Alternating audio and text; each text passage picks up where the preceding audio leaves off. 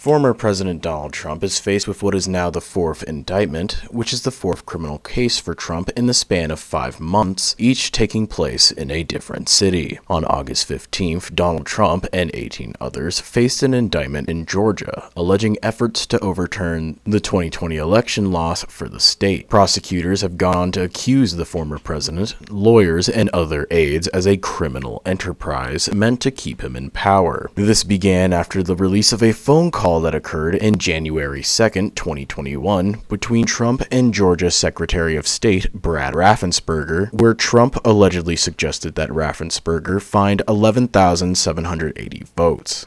There are also allegations of harassing an election worker who faced false claims of fraud and an attempt to persuade Georgia lawmakers to ignore the will of voters and appoint a new slate of electoral college electors that would favor Trump. District Attorney Fani Willis also stated that the defendants are permitted to voluntarily surrender by noon on August 25th, which is today's date, as well as stating that she plans to seek a trial date within 6 months and intends to try the defendants collectively. Recently, on August 23rd, Trump was interviewed by Tucker Carlson on X, formerly known as Twitter, when Trump didn't show up to the 2023 Republican debate. During the interview, Trump spoke about the election that he currently faces charges for allegedly attempting to overturn. We got millions and millions more votes. It wasn't even a contest. People said, well, what do you think of 20? I said, we did much better. We did.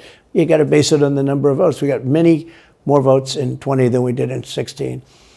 But the election was rigged. It was a rigged election. And with COVID, they used COVID to cheat in a lot of different things, and we have so much on it. It's like so easy. But we had judges that didn't want to look. We had people didn't want to get involved. They called you, he's a conspiracy theorist if you say anything about the election.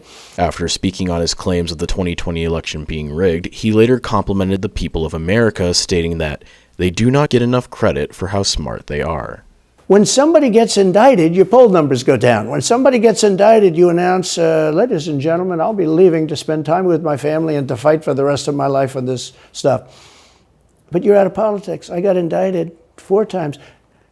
All trivia, nonsense. It's horrible when you look and you look at what they're doing. Trump also went on to Truth Social, a social media platform created by Donald Trump, to speak about the indictment. One of his posts stated that he believes that District Attorney Fani Willis is campaigning and addressing off Get Trump.